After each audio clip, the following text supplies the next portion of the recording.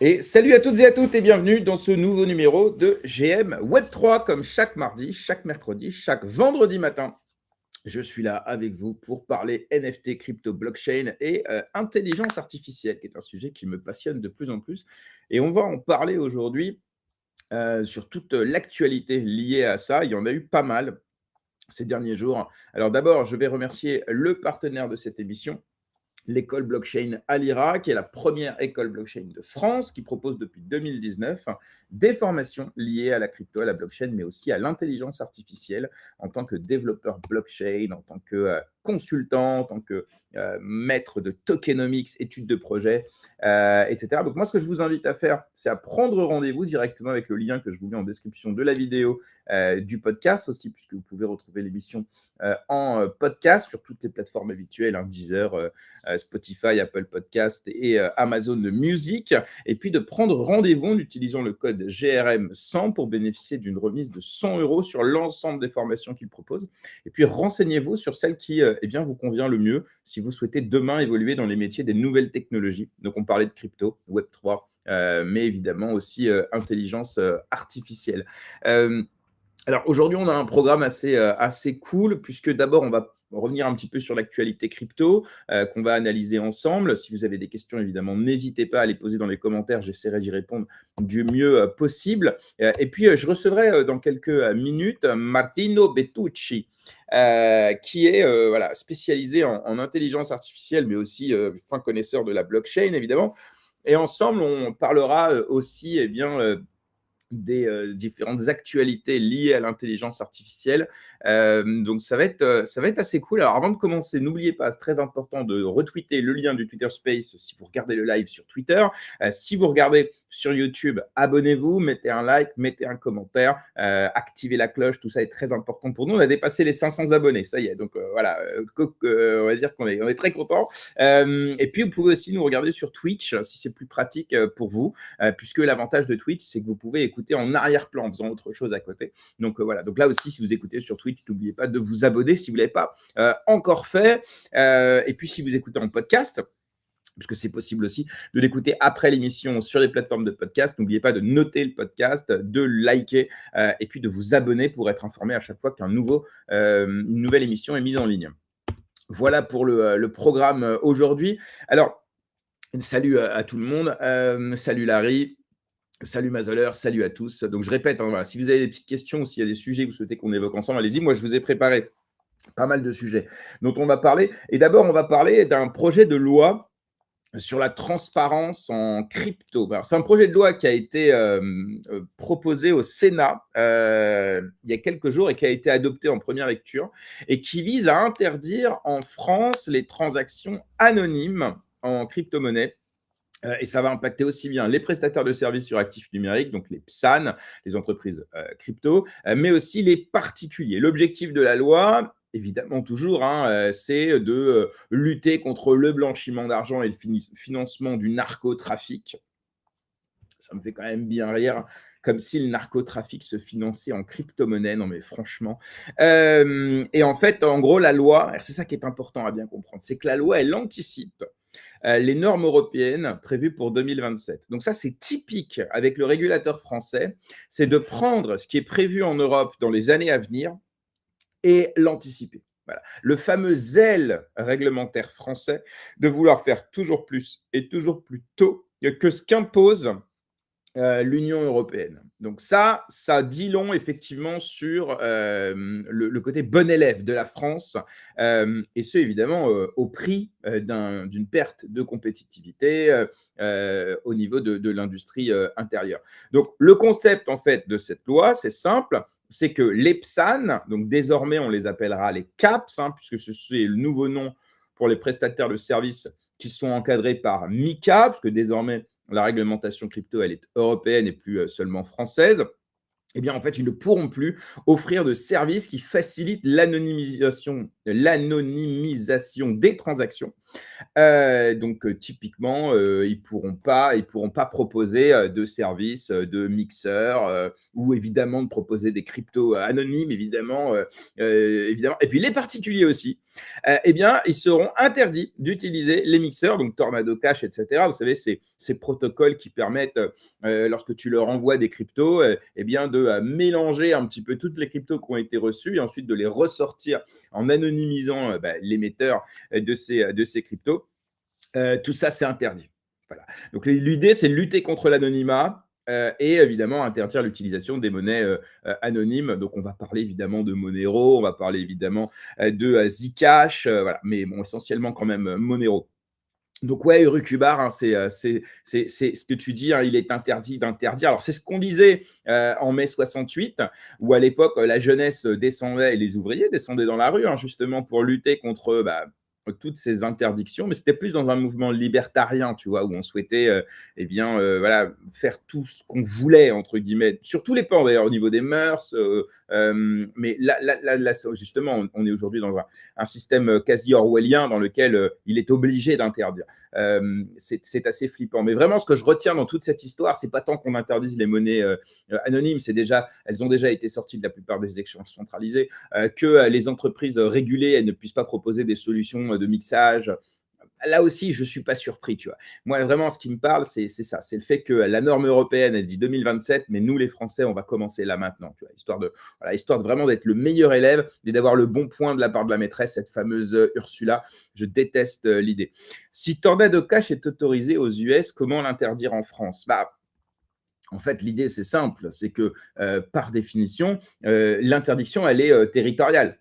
Donc, typiquement, tu as des échanges qui sont interdits aux États-Unis et qui sont autorisés aux États-Unis et qui ne vont pas être autorisés en France. Donc, en fait, au niveau de l'adresse IP, eh ben, les sites, en fait, ils seront interdits d'accès. Alors, évidemment, tu peux contourner en utilisant un VPN, même si c'est parfaitement illégal et ce n'est pas évidemment ce qu'on appelle à faire sur la chaîne. Mais voilà, donc c'est très simple, il suffit juste de bloquer l'adresse IP du site. Et puis surtout, derrière, il y a aussi un autre truc, c'est que si tu décides de qualifier en droit l'interdiction de l'utilisation des monnaies anonymes et des protocoles d'anonymisation des transactions, ça veut dire que si demain, dans le cadre d'un contrôle fiscal ou dans le cadre d'une affaire, quelle qu'elle soit, dans laquelle des cryptos sont impliqués, si on voit qu'il y a eu une utilisation de monnaie numérique anonyme ou de protocoles de mixage, ben en fait, ce sera une charge supplémentaire contre le prévenu. Donc, c'est ça le but du jeu.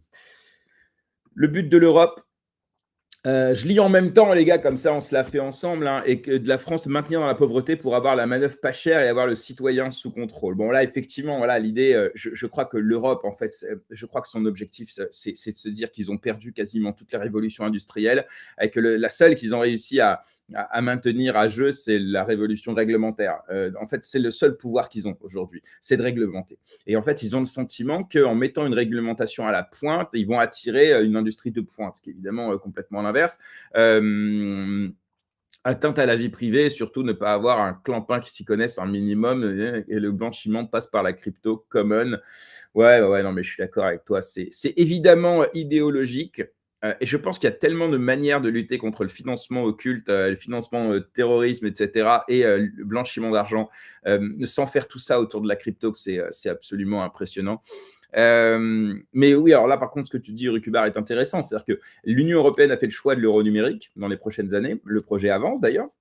Et donc, évidemment, ils souhaitent mettre dans la tête des Européens que les cryptos, c'est sale et que la seule crypto propre, ce sera l'euro numérique. Et pour ça, il faut faire voter des lois, il faut évidemment rédiger des rapports, sans doute financer de près ou de loin des médias, des fact-checkers, tout ça. Bon, ça nous amènerait à ce qui se passe aux États-Unis, mais là, c'est pas le moment. Et je ferai une édition spéciale sans doute sur ce qui se passe avec USAID, parce que c'est impressionnant ce qui se passe, et je pense que si on faisait la même chose en Europe, on aurait à peu près les mêmes résultats.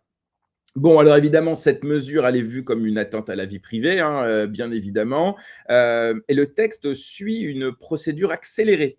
Donc, il y a très peu de marge de manœuvre pour contester ça. Donc, si l'Assemblée nationale confirme la version actuelle, la loi pourrait être promulguée rapidement. Tu vois, donc, ce n'est pas un truc qui pourrait se mettre en place dans quelques mois ou dans quelques années. Voilà, donc on verra à l'Assemblée nationale. Est-ce que les parlementaires ils vont voter pour ça? À mon avis, je pense qu'ils vont le voter. Pourquoi? Parce qu'entre ceux qui ne comprennent rien et ceux qui comprennent un petit peu et qui se disent que de toute façon, les monnaies anonymes sont déjà délistées de plein d'échanges centralisés et les mixeurs, bah, finalement, un mixeur, ça sert à quoi à part la vie privée, etc. Bah, ça sert à, voilà, à blanchir ou en tout cas à faire en sorte qu'on ne retrouve pas l'émetteur d'une crypto. Donc, fondamentalement, je pense qu'il y a peu de raisons pour qu'ils ne le votent pas. Mais on verra évidemment. Voilà, j'avoue que je ne suis pas très optimiste là-dessus. Donc là, il y a deux impacts, hein. Soit bah, les gens pourraient utiliser des VPN et continuer à les utiliser illégalement, soit tout simplement les pousser à partir dans d'autres juridictions dans lesquelles eh bien, ces actifs sont autorisés. Mais en revanche, en termes d'innovation et en termes de compétitivité pour le secteur français des crypto-monnaies, bah, là aussi, c'est un boulet de plus que tu mets à la jambe des acteurs. Donc voilà, en tout cas, on verra effectivement ce qu'il en est. On rappelle quand même un petit contexte, hein, aux États-Unis. Le dirigeant de Tornado Cash vient d'être libéré de prison. Récemment, un tribunal a annoncé que tu ne peux pas être condamné par rapport à l'utilisation qui est faite du code que tu as créé, contredisant une décision antérieure qui, au contraire, condamnait les personnes comme Tornado Cash, Samurai, etc., pour avoir effectivement créer des solutions qui permettaient de mener des opérations illégales. Donc, voilà. Donc aux États-Unis, on est plutôt sur la liberté fondamentale. En France, on est plutôt sur la régulation fondamentale. Pourtant, l'adoption de NAS ne peut passer que par l'anonymisation des transactions, à mon avis. C'est une bonne question. Adoption de masse, anonymisation des transactions. Non, je ne crois pas. Je ne crois pas à Mazoller. Non, non, je crois que l'adoption de masse, elle va passer par les masses. Et les masses, en général, ne sont pas les plus intelligentes. Et si on leur dit que l'euro numérique, c'est bien pour eux, ils le feront. L'adoption de masse passera par le besoin des pays de contourner des sanctions, de pouvoir réaliser de la rémittance, des paiements transfrontaliers. Tout ça, c'est pareil, il n'y a pas besoin d'anonymisation, surtout si cette nouvelle technologie est prise par des gros acteurs type MoneyGram, etc. Je ne crois pas.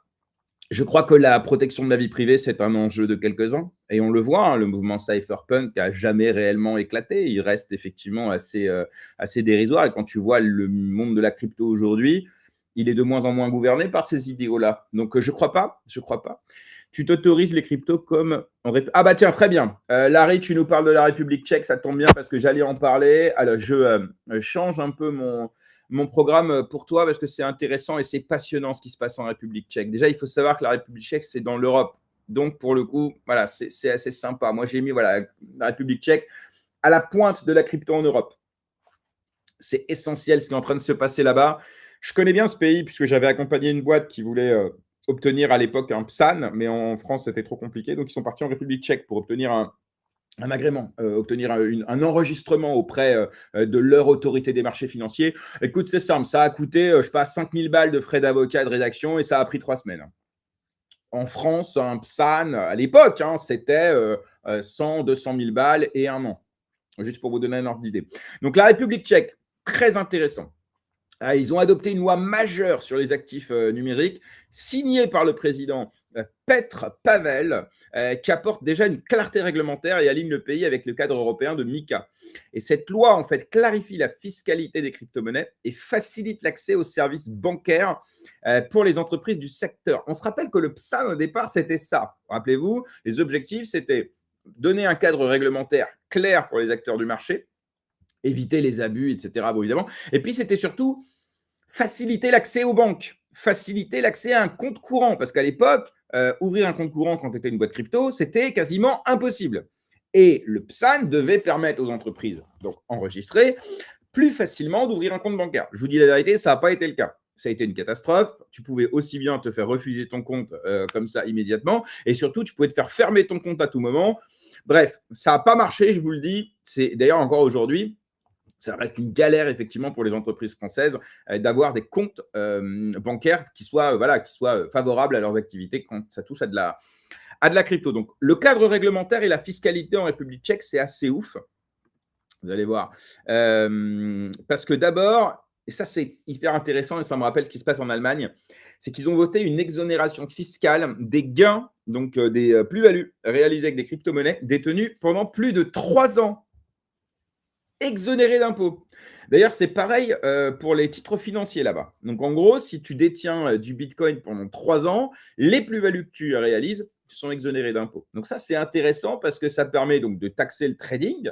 Si tu fais de l'achat-vente, etc., tu repasses en euros régulièrement, ça, il n'y a pas de souci. Par contre, si tu es sur de l'investissement ou que tu ne repasses pas effectivement en euros, donc tu n'entérines pas ton gain, eh bien là, pour le coup, tu ne payes pas d'impôts. Je crois qu'en Allemagne, c'est à peu près pareil. Je ne sais pas si c'est 1 an ou 2 ans, mais pareil, si tu détiens tes cryptos pendant une certaine durée, ensuite, les plus-values sont exonérées d'impôts. Donc ça, c'est plutôt cool. Ensuite, on a simplification de la déclaration. Déjà, seules les transactions supérieures à 100 000 couronnes tchèques, puisqu'ils sont dans l'Union européenne, mais ils ne sont pas dans l'euro, et ça fait à peu près 4 000 euros, 4 100 euros, doivent être déclarés, réduisant la charge administrative des petits investisseurs. Donc, typiquement, si tu fais des transactions de 1 euro, 10 euros, 20 euros, 100 euros, 1000 euros, tu n'as pas besoin de les déclarer.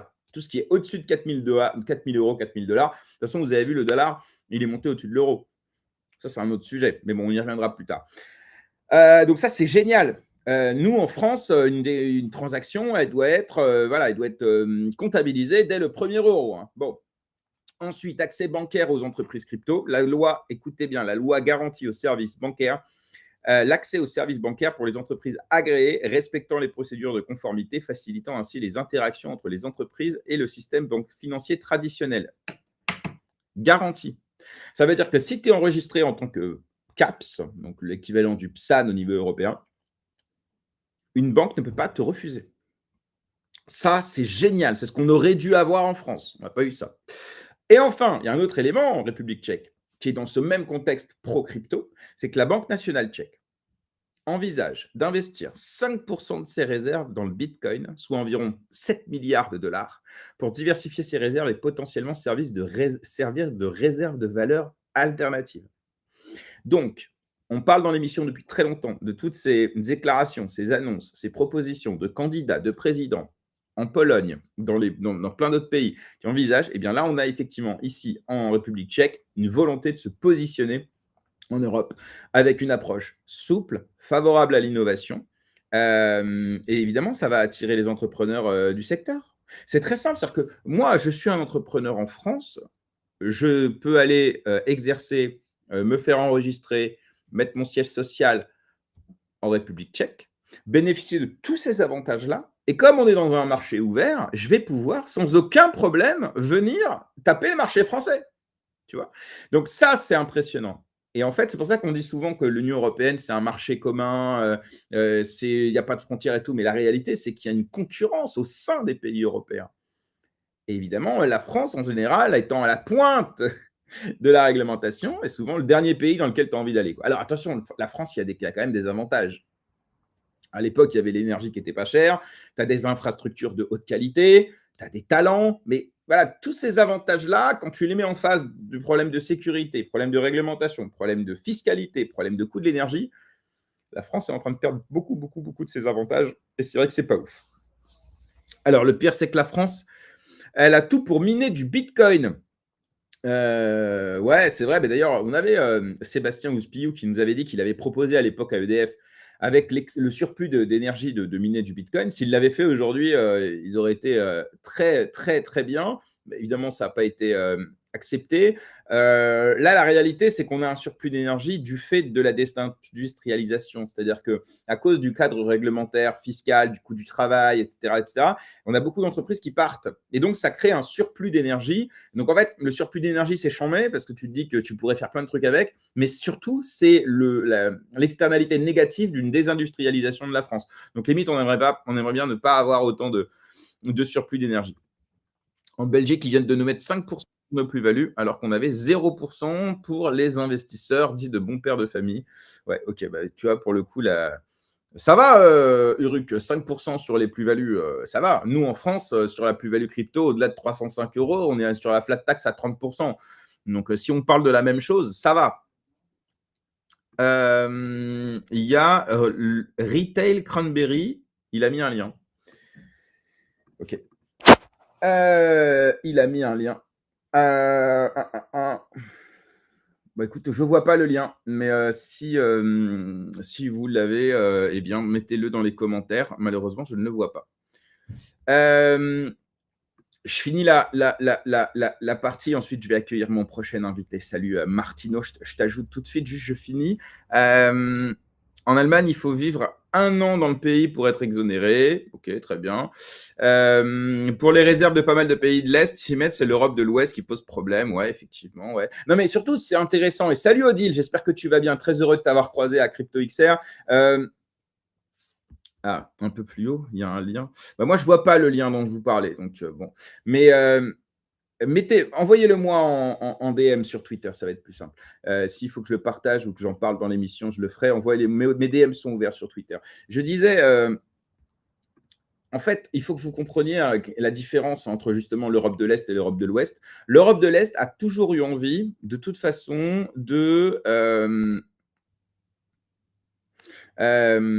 a toujours eu envie de se positionner en termes de dumping. Ça peut être un dumping social, puisqu'on a typiquement des salaires qui sont moins élevés, donc on attire les entreprises. On sait que l'Allemagne a énormément délocalisé, notamment en Pologne, parce que le coût du travail est beaucoup moins cher. On a un dumping fiscal, on a des pays dans lesquels la fiscalité sur les revenus des entreprises, sur les profits des entreprises sont dérisoires, l'Irlande, plein de pays d'Europe, etc. Et puis on a un dumping écologique aussi, on a des pays qui ne respectent pas évidemment les mêmes normes que les autres en Europe. Donc voilà, dire qu'en Europe, on est dans un marché commun harmonisé, c'est pas vrai. Voilà, il y a évidemment des pays qui veulent attirer des entrepreneurs, des contribuables, etc. Et donc, dans la crypto, c'est pareil. Si tu crées un terreau fertile à l'innovation et au développement crypto, tu vas attirer en fait les entrepreneurs qui, eux, sont moins contents de ce qu'ils ont sur leur territoire. C'est comme ça. Oui, Odile, je serai à NFT Paris. D'ailleurs, on va en parler juste après. Et avec grand plaisir, tu m'envoies un message et on se croisera. Alors, les amis, je vais recevoir mon ami Martino qui va m'accompagner pendant l'émission. Salut Martino, comment vas-tu? Salut Jérémy, ça va? Nickel, nickel. Très bien. On m'entend bien? C'est cool. Ouais, ça va, on t'entend bien. La caméra, la qualité est pas folle, mais Je suis au courant. c'est pas grave, parce que même moi, je crois que ma cam est pas folle non plus. Donc, on va faire avec, mais au moins les gens nous entendent. Et ça, je crois que c'est le plus important, finalement. Comme je disais, Martino, je prends un petit accent quand je te parle. Hein. Voilà, Vas-y, fais-toi tu plaisir. sais, déjà, je suis très heureux que tu sois avec moi ce matin. Martino, juste pour résumer, hein, tu es spécialisé en intelligence artificielle, tu connais très bien la blockchain, tu es formateur chez Alira et tu as une boîte de conseils et de formation aussi dans ces secteurs-là. C'est bien ça? C'est plutôt bien résumé. Je vais t'embaucher comme commercial. J'ai passé beaucoup de temps dans ma vie à être commercial et je me suis promis de plus jamais recommencer. Ah non, moi, j'aime pas. Mais c'est vrai que je suis pas mauvais, mais ça me saoule la course aux objectifs, tout ça. Non, moi, j'ai envie de kiffer et c'est tout. Jérémy, il faudra qu'à propos de ça, tu regardes bien le post que je vais faire aujourd'hui parce que je pense qu'il va te plaire. Eh ben, tu me tagues moi dessus et je lirai ça avec impatience. Ah ouais. Tu vas l'écouter surtout. T'as dit quoi? Tu vas surtout l'écouter. Ah, ok, j'écouterai.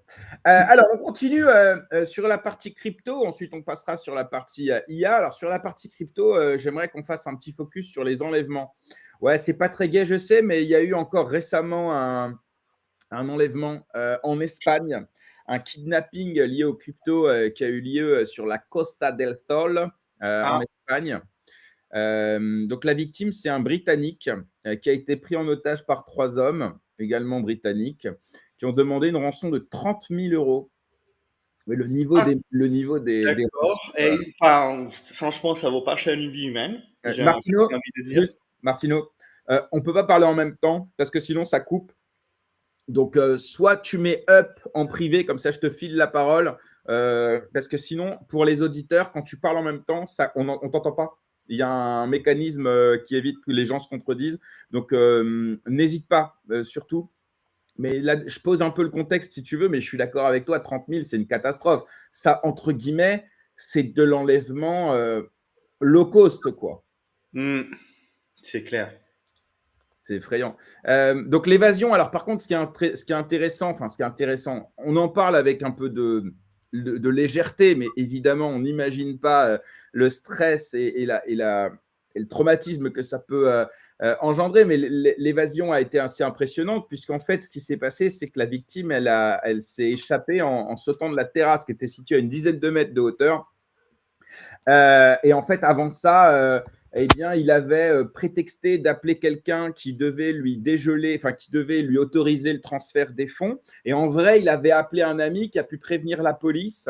Donc voilà, donc ça a été, voilà, il a eu de la chance. Les forces de l'ordre sont arrivées très rapidement. Ils ont pu arrêter les ravisseurs qui tentaient de fuir en voiture. Et puis, quand ils ont fouillé l'appartement, ils ont découvert des armes, de la drogue et des espèces.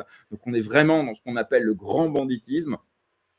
Donc les ravisseurs et la victime se sont rencontrés à Marbella, visiblement, et la victime a mentionné posséder une quantité importante de crypto. Et ensuite, le kidnapping s'est organisé sous prétexte de partager un verre. Donc évidemment, ne dites à personne que vous avez de la crypto, ou alors qu'à des personnes que vous connaissez. Faites super attention. Moi, je fais beaucoup d'événements crypto. Et même nous, entre nous, on se partage le truc. Tu vois, donne pas d'adresse de ton Airbnb. Pour ceux qui sont publics, qui sont, je vais pas dire connus, parce que voilà, mais ceux qui ont une visibilité, en tout cas publique, évidemment, on se doit de faire attention.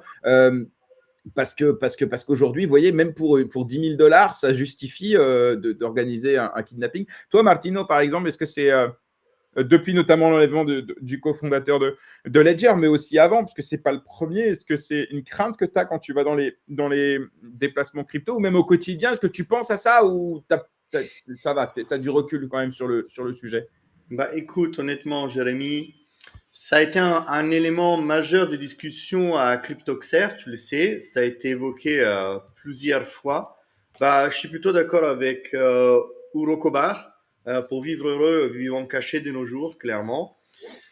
Après, en tant que professionnel, on peut se cacher relativement peu, hein, parce que ce que je veux dire, on est obligé de connaître, enfin, on est obligé quand même d'exposer notre expertise sur un domaine si on veut travailler avec les acteurs du secteur. Donc, à un moment donné, il y a une impossibilité de se cacher pour certains professionnels. Maintenant, en fait, il faut appliquer, j'ai envie de dire, un peu la technique de la dissuasion de la bombe nucléaire. J'ai envie de dire, en tant que professionnel, on applique des mesures de sécurité des professionnels. Ce qui n'a pas de sens, du coup, dans ce sens-là, de s'attaquer à un professionnel parce qu'il a déjà mis en place toutes les étapes nécessaires pour se protéger. Moi, ce que je peux dire, par exemple, personnellement, au niveau de la boîte, tous nos fonds, en fait, ils sont gérés et ils sont délégués, en fait, à des externes. Enfin, on ne fait pas de self-custody pour l'entreprise. Ça paraît absurde parce qu'en fait, tous les acteurs de la crypto disent not your keys, not your crypto. Mais en fait, face à la réglementation, pour une entreprise, est beaucoup plus facile de passer par en fait un gestionnaire. Et les gestionnaires, par défaut, a des mesures de sécurité qui sont les délais de traitement, les délais d'envoi, les horaires de bureau, les validations multiples, et puis des enquêtes à chaque fois on en bouge les fonds. Donc en fait, au niveau entreprise, c'est hyper bouclé. Mais même moi, je galère à dépenser les cryptos de la boîte. Donc on peut imaginer quelqu'un qui est externe, comment c'est compliqué. Et au niveau pro, bah, en fait, enfin, au niveau personnel, vous imaginez bien que, bah, au moins pour les acteurs qui viennent comme moi, la crypto, ça fait un petit moment en fait qu'on l'a réinvesti ailleurs, hein, parce qu'on connaît en fait les marchés là. Mais pour ceux qui en détiennent toujours, effectivement, faites attention. Ça commence à venir. Toi, tu as parlé d'un phénomène loin, mais il n'y a pas si longtemps que ça. Il y a eu une autre tentative d'attaque, et cette fois dans la ville Détroit. Donc c'est juste à côté, quoi. On n'a pas besoin d'être hyper connu non plus, comme tu viens de le dire, Jérémy. Donc vivant heureux, vivant caché, oui, si vous le pouvez. Autrement, en fait, la politique de la bombe atomique, en fait, ça sert à rien d'attaquer, quoi. Parce qu'il y a plus de chances que la rétalier soit, voilà. Mais voilà. Non, mais je comprends. Et effectivement, il y a un autre élément aussi, c'est qu'il y a des gens, en fait, c'est marrant de leur dire cachez-vous, mais en fait, c'est trop tard pour beaucoup. J'entendais récemment Asher qui disait ok, je me cache maintenant, c'est trop tard, je suis dans la crypto depuis 2017. Donc voilà, donc il y en a pour qui c'est trop tard. Et évidemment, voilà, faites attention. Je vous dis, moi, une petite anecdote à CryptoXR, on prend un taxi avec un pote pour rentrer à l'appart, on sort de la conférence, le mec nous dit ah, c'est quoi la crypto, c'est quoi l'événement là où vous étiez? J'ai dit, c'est un truc sur l'intelligence artificielle, quoi. J'ai pas dit crypto. Alors, pas de bol, le gars me dit, ah ouais, c'est bizarre parce que les mecs que j'ai pris avant, ils m'ont dit que c'était un truc de crypto. Ouch. Je dis, ouais, mais non, mais la crypto, c'est 5%, la plupart, c'est IA. Bon, bref, après, le mec était adorable, il nous a dit qu'il avait acheté de l'ETH, je lui ai dit, le pauvre. Mais voilà, tout ça pour dire que faites attention, c'est important. Alors, donc, j'ai refait un petit point d'ailleurs sur les derniers enlèvements. Donc, on a le 1er janvier 2025, un homme de 56 ans qui a été retrouvé ligoté dans le coffre de sa voiture au Mans. Les ravisseurs exigeaient une rançon à son fils, un influenceur crypto basé à Dubaï. Donc vous vous rendez compte, c'est-à-dire que c'est même plus seulement les personnes qui sont réputées pour avoir de la crypto, c'est qu'on va taper leur famille pour avoir la rançon. Braquage à Dubaï, un touriste turc de 36 ans a été retrouvé ligoté après avoir été braqué pour ses cryptos. On a évidemment David Ballan, donc cofondateur de Ledger. L'affaire a fait énormément de bruit, et heureusement d'ailleurs, dans lequel eh bien, il a été enlevé, sa femme aussi, par une dizaine de mecs qui lui ont coupé le doigt pour inciter ses proches à payer la rançon. Heureusement, tout s'est bien terminé, entre guillemets, puisque les deux victimes ont survécu et les dix kidnappeurs, peut-on dire, ont été arrêtés. Et puis, on a, il y a en juin 2024, donc c'est pas d'hier, hein, le fondateur de Crypto Paradise Island, Kevin Mirchaï, au Canada, qui a été enlevé et retrouvé mort en octobre à Montréal. La police soupçonne que l'assassinat est lié à des activités suspectes de son groupe d'investissement crypto. Bref, personne n'est à l'abri. Faites super gaffe et on comprend notamment ceux qui, depuis des années, eh bien, ont décidé de ne pas se dox et de mettre une PFP au lieu d'une photo. Alors, sans doute qu'il y a plein de raisons, mais la sécurité en est évidemment une d'entre elles. Martino, on va parler de NFT Paris. Déjà, est-ce que tu viens à NFT Paris? Oui, on se retrouvera à NFT Paris, bien sûr, bien entendu. Je suis très content de ça. Alors, bon, NFT Paris, c'est la 4e édition et ce sera les 13 et 14 février. Donc, je vous le donne dans le mille. Ça commence jeudi. Et donc, ce sera jeudi et vendredi de cette semaine. À savoir que les événements commencent déjà un peu demain. Oui, Donc, avec les side events et tout, ouais, ça commence. il y a une tonne de side events, énormément de projets ont décidé d'organiser des brunchs, des conférences, des expositions d'artistes dans tout Paris. Voilà, donc pour le coup, c'est vraiment fou. Et surtout, ce qui est bien, c'est que la plupart de ces side events, vous pouvez y accéder même si vous n'êtes pas à NFT Paris. Donc, pour le coup, je vais vous mettre en commentaire le lien de tous les side events auxquels vous pouvez vous inscrire. Alors, la plupart, tenez, je vous mets dans les commentaires. Donc, vous pouvez retrouver tous les side events et vous pouvez vous inscrire. Alors, vous ne serez pas accepté partout parce qu'il y en a plein où il y a une vérification manuelle, d'autres où on vous demande d'avoir un NFT. Donc, il y en a plein où vous ne pourrez pas aller, mais il y en a plein où vous pourrez aller. Donc, si vous ne pouvez pas payer 4 ou 500 balles pour assister à NFT Paris, parce que moi, en plus, j'avais des places, mais j'en ai plus. Donc, j'en ai offert dans GM Web 3, mais j'en ai plus. Peut-être que vous pouvez en trouver d'autres, je ne sais pas. Mais si vous ne pouvez pas payer l'événement principal, hein, j'y viendrai dans le détail dans 2 minutes, au moins, allez assister à quelques side events et vous pouvez quand même retrouver la commu, vous amuser, boire un coup et profiter un peu de cette effervescence. Moi-même, je me suis inscrit à tous les événements, donc je ne peux pas aller à tous, évidemment, c'est pas possible, hein, mais je me suis inscrit partout. Voilà. Je ne sais pas pour toi, Martino, comment tu gères ça, mais en général, moi, je m'inscris partout et après, je suis le mouvement où les copains vont. Ouais, bon, en tant qu'organisateur d'événements, j'approuve pas tant que ça, parce que après nous, on doit gérer derrière, on se trouve avec du trou. Mais oui, enfin, on sait que les gens ils les font, c'est pour ça que bah les organisateurs d'événements ils surbookent.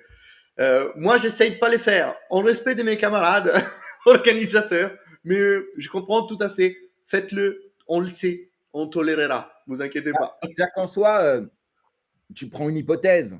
Tu dis sur 100 personnes qui se sont inscrites, j'en attends 40 ou 50 ou 20. Mais Oui, en vrai, si tu es dans l'événementiel, tu sais quelle hypothèse prendre. Après, tu peux être surpris.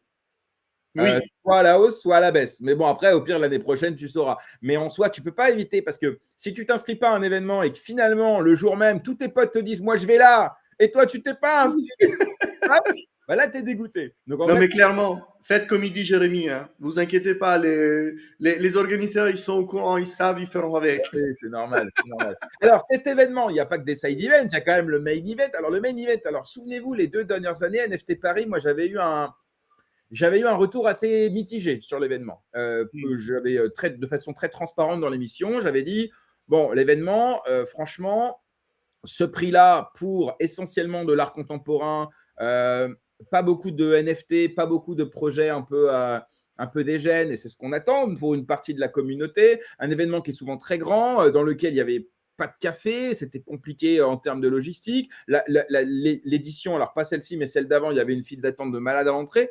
Bref, il y avait des axes d'amélioration sur l'organisation, on l'avait pointé. Donc là, je vous ferai pareil, le petit retour mercredi prochain ou mardi prochain sur comment ça s'est passé, etc. Mais là, cette année, les organisateurs ont vu les choses en grand. Déjà, ça change de lieu. On est à la grande halle de la Villette.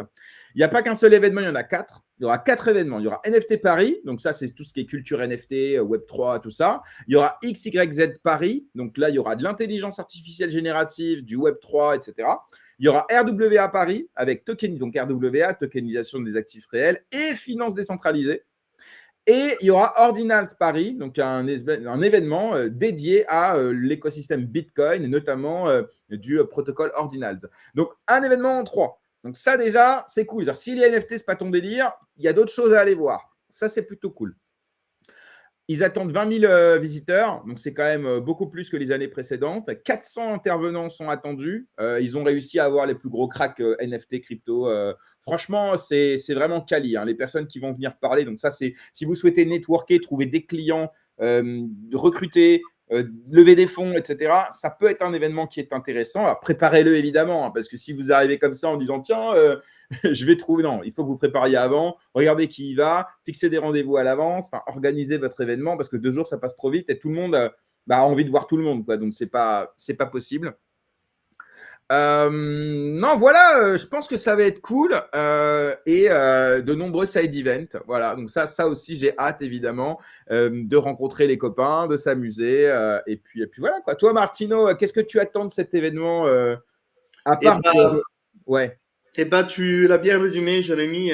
Pour moi, NFT Paris, honnêtement, c'est plus un lieu de rendez-vous, une occasion pour me rencontrer soit des clients ou des potentiels prospects. C'est pas terrible pour les organisateurs, mais j'assiste à peu de ce qu'ils font véritablement en termes de speakers et tout ça, etc. C'est plus souvent en fait, tiens, tu viens à NFT Paris, oui, ah bah moi aussi, ah bah tiens, on n'avait pas un truc en suspens, on n'a qu'à prendre un truc, on va se voir, on va se croiser. Enfin, dans l'écosystème est plus un lieu de rendez-vous que un véritable lieu de, on va dire, vulgarisation. Mais pour le grand public, ça agit comme ça. Mais pour les professionnels, c'est plus une occasion de rencontre. Je sais pas ce que tu en penses, Jérémy, à ce niveau-là. Ouais, non, je suis d'accord avec toi. Parce que voilà, les grands publics viennent découvrir, du coup, ils écoutent les conférences et tout ça, etc. Les professionnels de l'écosystème, rien à enlever, hein, mais en fait, les conférences en général et les conférenciers, on les connaît déjà. Souvent, ce qu'ils parlent, en fait, on les a déjà entendus dans d'autres événements. Donc, en fait, on y vient pour les rencontrer hors du cadre de simples visiteurs, en fait. Bon. Enfin, moi, j'ai cette impression-là que les gens, enfin, j'ai cette impression-là. Je te renvoie la parole. Qu'est-ce que tu en penses? Non, mais en fait, c'est-à-dire que comme on en a parlé pour CryptoXR, il faut savoir là où on va, il faut savoir ce qu'on y attend. C'est-à-dire que évidemment, NFT Paris avec une place à 500 balles, alors certes, il y aura plein de passes qui ont été offertes, et il y aura plein de gens de la communauté, etc. Bah, c'est plus un événement professionnel, d'accord? Sauf si tu sais déjà que, parce que tu es avec tes potes, vous avez décidé de prendre une place, ou vous en avez gagné, ou vous en avez obtenu, etc. Et là, vous y allez, voilà. Mais évidemment, tu es sur un événement pro, mais moi, j'aime bien quand même l'idée de se dire que ça ne va pas être que NFT, ça va Hmm. être plus large. Après, est-ce qu'on va écouter les conférences pendant 3 heures, les gens qui vont dire la même chose qu'on a déjà entendu 10 fois? Ben nous, peut-être pas, parce qu'on fait tous les événements Mais un mec qui vient et qui découvre le truc et Ça. tout ça, il peut trouver ça intéressant. Je pense qu'il faut pas être naïf. Il faut savoir ce qu'on va chercher il faut pas s'attendre à autre chose. C'est tout. Et je pense que sur ça, le concept de NFT Paris est assez clair. Et il y en aura pour tous les goûts. Je crois en tout cas. Et d'ailleurs, ne serait-ce que si le côté un peu corpo des conférences où les gens s'écoutent parler pendant 3 heures sur une table en prétendant être les plus intelligents, si ça vous plaît pas, mais c'est pas grave. À côté, vous avez des stands avec des artistes, avec des entreprises.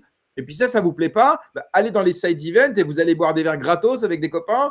Et puis si ça vous convient pas, bah venez pas. Enfin, tu vois.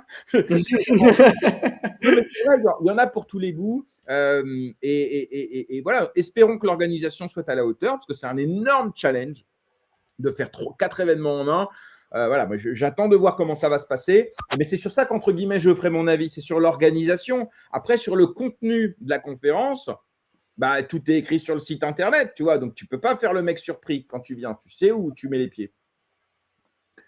On verra. On verra. En tout cas, oublie pas de m'envoyer un petit message quand tu arrives pour qu'on se prenne un café tous les deux. Hein. J'y serai les vendredis, mon cher ami, et Okay. ça sera avec grand plaisir de passer la journée ensemble. Comme ça, je pourrais te présenter plein de personnes de l'écosystème aussi.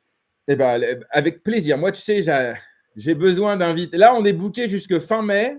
Donc là, je commence à faire mes interviews pour à partir de juin. Donc là, il faut que je rencontre du monde là. On va parler Memecoin. Bah oui, moi, ça m'embête de parler de ça, mais on n'a pas le choix. La République centrafricaine, donc République centrafricaine, a officiellement lancé un Memecoin qui s'appelle le CAR, C-A-R, une crypto-monnaie basée sur l'engouement populaire des cryptos. Donc évidemment, c'est le président, Faustin Archange Touadéra, qui a annoncé ce lancement sur son compte X, soulignant, et ça c'est important, que la Centrafrique avait été le deuxième pays après le Salvador à avoir adopté Bitcoin comme monnaie légale en 2022. Et ça, en fait, on n'en parle jamais. On parle du Salvador, mais on ne parle pas de ce pays, la Centrafrique, pour lequel eh bien, le Bitcoin est une monnaie ayant cours légal depuis maintenant 2022. Alors, au début, le CAR, donc ce meme coin, beaucoup se disent c'est pas possible. Il s'est fait hacker son compte. Ensuite, il y a une vidéo dans laquelle il lui-même se met en avant pour expliquer d'où vient le CAR. Certains se disent ça doit être fait par intelligence artificielle. Donc en fait, on ne sait pas. Et finalement, le CAR, en fait, il chute de 90%. Parce qu'il y a beaucoup qui critiquent l'arnaque, et en même temps d'autres qui disent c'est fake, etc. Les doutes ont été finalement levés lorsque le ministère centrafricain des mines a précisé que le CAR, donc le meme coin en question, est un projet du ministère des Mines et de la Géologie exécuté en collaboration avec la société Barnsley. Donc, effectivement, c'est vrai, visiblement. Bon, voilà. Je veux dire, après tout, pourquoi pas On a eu un meme coin lancé par un président des États-Unis. Là, on a un meme coin qui est lancé par un ministère d'un pays. Bon, c'est quoi la prochaine étape, à ton avis Alors, moi, ça me fait peur, ça, parce que déjà, la tendance lancée par Trump et puis Melania, franchement, j'ai entendu, je suis pas mal actif sur une communauté qu'on en parle, je trouve qu'on n'en parle pas assez sur la communauté francophone, alors que c'est une super communauté. C'est la communauté Reddit. Et c'est une communauté qui est très vivante et je trouve que c'est les nouveaux X, j'ai presque envie de dire, quoi. Les nouveaux Twitter, presque. Et sous Reddit, justement, ils ont beaucoup parlé de ça. Et j'ai vu passer un commentaire qui m'a frappé en disant, en fait, avec cette histoire des meme coins, c'est tellement facile de les créer. Et la narration de faire du quick rich scheme attire tellement de monde que finalement la crypto était censée les donner les pouvoirs aux gens. Et en fait, à cause des meme coins, en fait, c'est les riches. Ils ont trouvé dans les meme coins une nouvelle façon de voler l'argent aux gens qui sont moins aisés. Et en fait, je trouve que ces commentaires étaient très puissants parce que très vrai en fait. En fait, là, les meme coins par définition, en fait, c'est un arnaque. Ils fonctionnent par hasard. En fait, et cette tendance, en fait, peut complètement détruire tout ce que, en fait, nous, les acteurs de la blockchain et de la crypto, on s'est donné autant du mal dans ces 15 dernières années à essayer de laisser derrière nous, en fait. La crypto, c'est pas de l'arnaque, on a dit, en fait, c'est un véritable domaine. Mais là, en fait, malheureusement, on se rend compte que on donne ça au grand public. Qu'est-ce qu'ils en font? Ils en font des arnaques, quoi. Donc, je ne sais pas ce que tu en penses, toi, Jérémy. Est-ce que, effectivement, les meme coins, c'est la nouvelle façon pour les grands pouvoirs d'aller voler encore davantage euh, chez les personnes qui, malheureusement, voient la crypto un peu comme une loterie. Les mêmes publics, en fait, qui achètent des jeux à gratter où il y a peu de chances de gagner. Qu'est-ce que tu en penses? Je pense que je vais être cynique, mais c'est intéressant. D'abord, je pense qu'il n'y a pas de mauvaise porte pour rentrer dans la crypto ou dans le Web3. Et que quand tu demandes aux gens qui sont dans la crypto depuis des années comment tu es rentré, la plupart, c'est, je sais pas, j'ai investi sur Bitcoin, j'ai fait le pari de Bitcoin, alors que tout le monde disait que c'était une arnaque. Et finalement, je suis resté, etc. Alors là, ils sont bien tombés, tu vois, disons. Mais la plupart sont rentrés pour des raisons spéculatives, pour des motifs de profit. Donc en soi, est-ce qu'on peut le leur reprocher? Non, parce que s'il n'y avait pas cet intérêt pour le profit, il n'y aurait personne dans la crypto. Ceux qui sont là pour les fondamentaux cypherpunk ou les fondamentaux technologiques, ils sont 4. Et c'est pas avec ça que tu fais un écosystème, tu vois. Donc voilà. Alors ça, c'est vraiment sur le côté cynique de la chose. Après, évidemment, ceux qui lancent des meme coins, typiquement, ils sont, dans beaucoup de juridictions, ils sont hors la loi, puisqu'on est clairement sur une escroquerie, etc. Mais en même temps, si je compare avec les ICO en 2017, on était là tous les deux. Une ICO, c'était quoi? C'était je lève de l'argent pour financer une roadmap. Une roadmap qu'au final, je sais que je ne vais jamais faire. Un meme coin, c'est différent parce que finalement, je lève de l'oseille, il n'y a pas de roadmap. Donc, je ne promets rien. Donc, finalement, c'est assez transparent sur le fait que, voilà, je lance un truc et il y a des chances que tu te fasses de l'argent et il y a de grandes chances que tu t'en fasses pas. Donc, limite à choisir, tu vois. Ok, je vois. Et puis, enfin, dernier élément, en tout cas pour beaucoup, ceux qui ont acheté du Trump à 70 $ et qui nous disent maintenant, je me suis fait avoir. Bon, les gars, soyez un peu responsables quand même. Alors, je dis pas, les Américains qui ont payé par carte bancaire, c'était la première fois qu'ils ouvraient un wallet et qui se sont fait avoir et qui ont acheté du Trump, etc. Ceux-là, ouais, sans doute qu'il aurait fallu peut-être mieux les avertir sur les risques, etc. Maintenant, je n'ai pas vu l'interface, je n'ai pas vu les disclaimers, j'en ai aucune idée. Mais parce que ton président, il dit va acheter ça et toi, tu sautes sur ta carte bleue pour aller acheter sans prendre les précautions de te renseigner, les responsabilités sont partagées. Voilà, c'est mon avis. Et en droit, les responsabilités sont partagées. Si tu reçois un commerçant chez toi et qui te vend un contrat dans lequel tu ne prends pas le temps de lire un minimum les conditions, à la fin, tu ne peux pas dire il m'a fait signer un truc que je ne savais pas ce que c'était. Pour autant, le commercial est tenu quand même de s'assurer à ce que son client ait bien compris. Donc, tu vois, je suis un peu partagé là-dessus et j'aime bien l'idée d'Udozovic qui dit c'est comme ça qu'on apprend. Ouais. C'est cynique. Mais moi, comment j'ai appris que le levier, c'est pas fait pour moi et que c'est fait pour quasiment personne d'ailleurs? C'est le jour où j'ai perdu 7000 $ en prenant une douche parce que j'avais mis un levier 25 sur une crypto sur Binance. Avant ça, tout le monde m'avait dit que c'était dangereux. C'est pas pareil quand ça te touche pas. Oui. Comme un gamin, si tu lui dis que l'eau ça brûle, le feu ça brûle et pas l'eau évidemment, tant qu'il n'a pas testé, il sait pas. Donc peut-être qu'il faut ça. Dernier commentaire, après on avance. Oui, mais Jérém, pour beaucoup, on leur promet un x100, un x10, argent facile. Ils n'attendent rien. Ils sont qu'un mec chill son bag, ses potes, sa commu. Ouais, ça, c'est différent. Tu parles des influenceurs, des créateurs de contenu. C'est différent.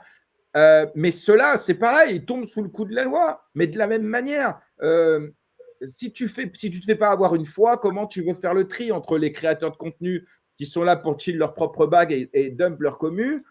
C'est pas juste parce qu'un mec t'a dit, lui, il faut pas le suivre.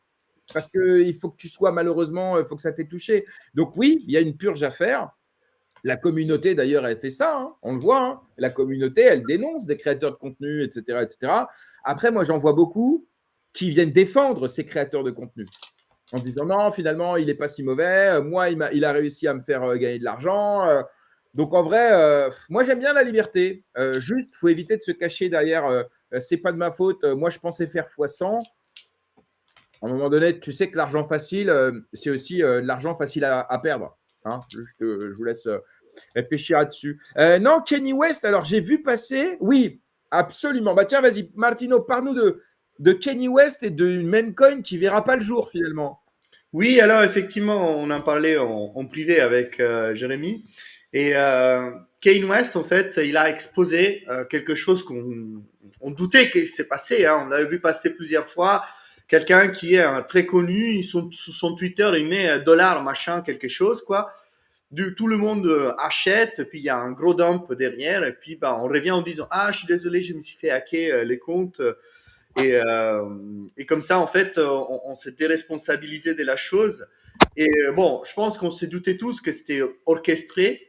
Et Kane West, en fait, bah, finalement, il a publié publiquement sur son Twitter un message qu'il aurait reçu de la part d'un meme coin dans lequel il a dit ouais, vas-y, on te file 2 millions de dollars, tu fais un post, et puis bah, en fait, on te donne même un pourcentage sur ce que ça pompe et dump. Et puis, bah, en fait, tu as juste à dire, je me suis fait hacker les comptes, désolé, quoi. Et ça, c'est les dérives du système, clairement, parce que là, on exploite la faiblesse des gens et voilà, quoi. Qu'est-ce qu'il nous dit, Dudovic? J'ai pas eu le temps de lire. Alors, il dit que il y a des potes, ils viennent le voir en disant à ton avis, est-ce que je vais là-dessus Et lui, il leur dit non, n'y va pas, c'est red flag. Et donc, il faut voilà, se renseigner, appeler des copains en qui on a confiance, etc. Mais bon, comme je lui réponds, en vrai, moi, il y a plein de potes qui sont venus me voir en me disant à ton avis, est-ce que je dois aller là-dessus Moi, je lui dis bah non. Et en fait, ils y vont quand même. Donc, en vrai, chacun fait comme il veut. Et après tout, voilà, il faut parfois laisser autant aussi aux gens d'apprendre. Alors, ils peuvent apprendre en regardant des vidéos, ils peuvent apprendre en perdant de l'argent, ils peuvent apprendre en regardant des podcasts. Chacun a son process, tu vois. Chacun passe par son aventure. Et au final, c'est comme ça, c'est la vie.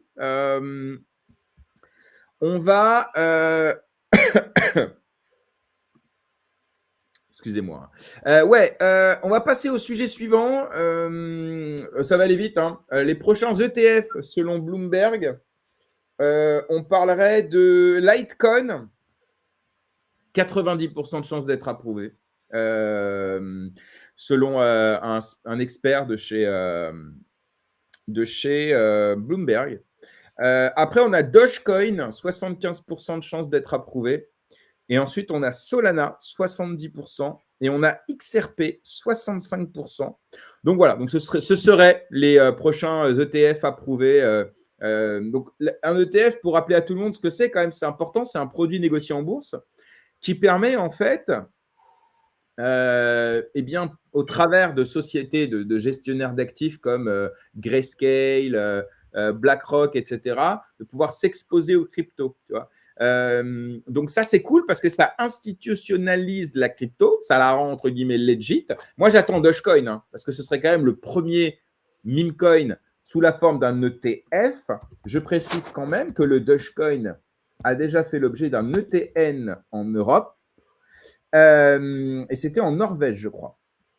Dans un pays d'Europe, j'en ai parlé il n'y a pas longtemps. Hein. Je ne connais pas cette info. De quoi t'es passé à côté? Ouais, je suis passé à côté, ouais.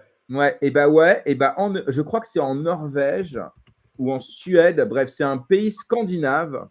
Faudrait que je retrouve ça, mais c'est sûr que j'en ai. Voilà, c'est bon. C'était en Suède, c'était en novembre dernier. Dogecoin obtient son premier produit négocié en bourse en Suède. Donc c'est un ETP, pardon, pas un ETN, pas un ETF. Voilà, donc désormais, eh bien, à la bourse de Stockholm, tu peux investir dans le Doge sans avoir à en posséder, mais en passant directement par Valor Inc., qui est un gestionnaire d'actifs. Voilà. Donc pour le coup, ce ne serait pas la première fois, mais premier ETF. Et puis bon, incomparable avec le marché américain, bien évidemment. Tiens, bonne question. Doge n'est plus un mème. Bah, si ce n'est pas un mème, c'est quoi alors? Parce que pour moi, ça reste toujours un mème. Qu'est-ce que tu entends? Même si désormais, il y a le département of Efficiency Governmental aux États-Unis dirigé par dirigé par Musk, pardon, mais ça n'a rien à voir avec la crypto, en fait. Le nom est le même, mais il n'y a pas de lien pour l'instant avec la crypto. Donc, pour le coup, pour moi, Doge, ça reste un mème. Il n'y a toujours pas d'utilité. C'est toujours de la création de contenu Internet. Ouais, mais tu peux payer avec ce que tu veux. C'est pas parce que tu peux payer avec une crypto que ça n'en fait pas un Doge. Je veux dire, tu sais que tu peux payer avec n'importe quel meme coin. Hein. Les mêmes coins, la plupart du temps, ils lancent des jeux d'argent de hasard, ils lancent des marketplaces, ils lancent ce que tu veux, et ils font en sorte qu'avec leur token, tu peux payer. Mais le fait de payer, ça n'enlève pas la substance même. Le même, c'est il faut qu'il y ait de la référence Internet, de la création de contenu. Il ne faut pas que ce soit un utility token avec une roadmap, etc. Pour moi, Doge, pour l'instant, qu'est-ce que tu en penses, toi? Est-ce que c'est un mème ou ça y est, il est devenu trop gros pour être un mème, Martino? Bah écoute, moi j'ai envie de répondre à quelque chose d'assez particulier parce que c'est l'usage qui en fait ce que c'est. Doge à la base a été un mème, clairement. Même son tokenomics nous laisse entendre qu'il n'a jamais été pensé pour être soutenable. Enfin, quand tu regardes en fait l'émission de Doge qui est fait par jour, elle est juste immense. Pour qu'il soit rentable et qu'il ne tombe pas, il faut un achat vraiment massif, continu. Donc l'idée des Doge en fait a toujours été qu'il se dévalorise vite et parce que en fait ça a été pensé pour être utilisé comme tips, comme joke quoi. Donc en fait le fait qu'ils aient une valorisation aussi élevée aujourd'hui et qu'elle n'écroule pas, c'est monstrueux. Ça veut dire qu'il y a une quantité d'achats phénoménale qui s'est fait dessus.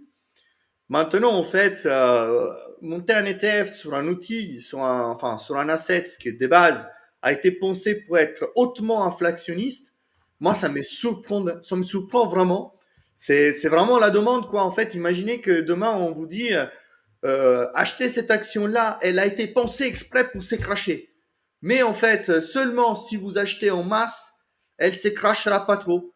Voilà, en fait, je trouve ça totalement absurde que ce soit devenu aussi intéressant au niveau international. Certes, Elon Musk n'y est pas pour rien. On a vu un soutien massif là-dessus. J'ai vraiment du mal à imaginer comment en fait un régulateur qui connaisse un peu derrière comment ça fonctionne. Et c'est pour ça que je suis vraiment surpris de ce que tu me dis par rapport à la Norvège, son ETP. Quand on connaît la tokenomics des Doge, comment est-ce qu'il peut envisager d'en créer un actif financier quoi? C'est vraiment, ça me surprend. Alors, Martino, je vais te répondre là-dessus. Hein. Et je vais te répondre comme j'ai répondu récemment sur Twitter qui me disait jamais de la vie, ils vont rajouter Solana à la réserve stratégique des États-Unis parce que c'est inflationniste. Je lui dis, mais tu sais que le dollar, c'est un actif inflationniste. Hein. Et pourtant, c'est la réserve de valeur principale de la plupart des pays du monde. Donc, en vrai, on Oui. s'en fout que la supply elle soit inflationniste. Ce n'est pas le sujet. Le sujet, c'est est-ce que cet actif, le pétrole, c'est pareil. La supply, elle est inflationniste. On découvre régulièrement des nouveaux endroits où on peut extraire du pétrole. Donc, en fait, elle n'est pas finie, la quantité, puisqu'elle est inconnue, en tout cas. Donc, en fait, on s'en fout. Il faut juste que l'actif soit considéré comme stratégique, c'est-à-dire qu'à un moment donné dans l'histoire, il est possible que cet actif puisse rencontrer un choc de demande. C'est-à-dire qu'à un moment donné, tout le monde en a envie, et comme il n'y en a pas assez, il est bien d'en avoir. Du pétrole, des bons du trésor américain, du Bitcoin. Et donc, je crois que la supply, c'est un des critères, mais c'est évidemment pas un critère rédhibitoire, parce que sinon, il n'y aurait pas d'obligations euro, il n'y aurait pas de bons du trésor américain, il n'y aurait pas tout ça, tu vois. D'ailleurs, la dette américaine, elle est inflationniste. On émet des bons de trésor à toute patate, comme on veut depuis des années. Donc voilà, je pense que ça répond à ta question sur la supply. Non, mais ça, je suis d'accord. Mais en fait, c'est que Dogecoin a un système d'inflationniste vraiment très agressif. Oui, mais encore une fois, c'est pas. Est-ce que le dollar ne connaît pas un niveau d'inflation impressionnant? 40% du dollar total a été imprimé depuis le Covid. Oui, non, mais attends. Je vais juste insister une minute sur ça. Parce que ça me travaille, tu vois ce que je veux Non, dire? mais t'as compris que je te challenge, hein? Ouais, c'est ça. En fait, les dollars est inflationniste à cause de l'usage qu'on en fait aujourd'hui, et ça, je suis complètement d'accord. Mais c'est une conséquence. Je ne défends pas les dollars, hein, loin de là. Surtout pas, n'allez pas entendre ça. Mais ce que je dis en fait, c'est que les dollars est devenu excessivement inflationniste ensuite aux conditions économiques et à ce qui s'est passé dans le monde et à la très mauvaise gestion qu'il y a eu de la trésorerie américaine de ça. Ok? Alors que les Doge, par défaut, a été pensé, c'est littéralement créé exprès pour être massivement inflationniste. En fait, je ne sais pas si les gens ils se rendent compte, mais il y a 15 millions de Doge qui sont minés par jour. Oui, mais Quand tu fais le calcul, la pourcentage par rapport à la supply totale, elle est gigantesque. C'est l'un des tokens avec l'inflation programmée la plus élevée des fameux top 100 crypto existantes. Mais En fait, Marco, en fait, encore une fois, si tu prends l'analogie avec le dollar, au départ, il est baqué sur l'or. Donc, il est baqué sur une quantité finie, ou en tout cas limitée, de matières premières. Depuis la fin de la convertibilité avec l'or, il est basé sur ce qu'on appelle de l'argent dette. En gros, il est baqué sur rien, à part la confiance qu'on lui met dessus. Et ça date depuis les années 70, la fin des accords de Bretton Woods. À partir de ce moment-là, eh bien, factuellement, le dollar est une monnaie inflationniste. Sauf que la différence, c'est que l'inflation n'est pas programmée, où on peut se projeter, on peut l'anticiper, on peut l'organiser. Non, elle est arbitrairement inflationniste. À tout moment, quelqu'un peut décider d'imprimer tant de milliards ou de milliards de dollars. Moi, je trouve ça pire que le Doge, dans lequel c'est programmé, on sait exactement combien il y en a, chaque jour, chaque truc, chaque nanani. Donc là aussi, pour moi, il y a un point pour Doge. J'ajoute aussi que Doge, demain, s'il y a consensus au sein de la communauté, on peut revenir sur cette inflation.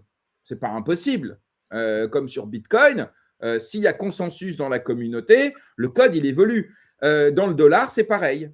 Demain, Trump peut décider, comme là, il vient d'interdire l'émission de nouveaux penny, les 1 cent, parce que ça coûte trop cher et ça ne sert à rien. Il peut décider demain de dire, voilà, il y a un plan où désormais, eh bien, on ne créera pas plus que 2 dollars que la croissance, par exemple. C'est oui, possible. oui, je vois ce que tu veux dire, mais Donc, un Doge à 1 dollar, il faudrait qu'il y ait au moins 15 millions de dollars de Doge qui sont achetés tous les jours. Sinon, en fait, tout le monde est en train de se faire dévaloriser. mais en soi, on s'en fout que le prix du Doge, tant qu'il y a de la demande, et en fait, je répète, quand tu détiens du Doge en réserve stratégique ou que tu le lances en produit négocié en bourse, c'est juste parce que ces gestionnaires d'actifs, leurs clients leur disent « je veux du Doge ». Bon, bah, leur boulot à eux, c'est de créer un produit négocié en bourse pour permettre à leurs clients d'investir sur du Doge. C'est aussi simple que ça. Mais pour la réserve stratégique, c'est un autre sujet. Mais ça va être intéressant d'en discuter. Pour l'instant, je crois que ce n'est pas envisagé. Mais en tout cas, cette discussion est intéressante. Tu vois, Ouais, voilà. un peu réfléchir. Tiens, on va parler d'IA maintenant, parce qu'on a parlé crypto. On est revenu sur un peu toute l'actualité. On va maintenant passer à la partie IA.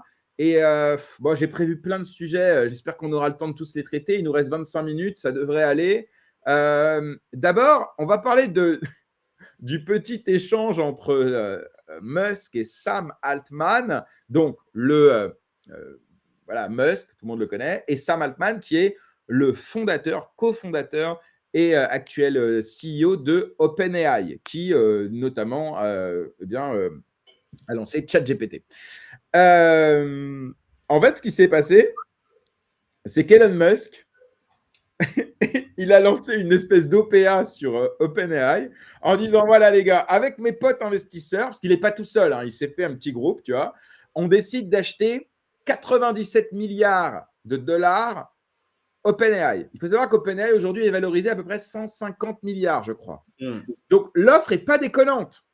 C'est pas comme s'il avait fait un troll où il a dit je te rachète à 1 milliard. Il est capable, hein. Il propose quand même 100 milliards.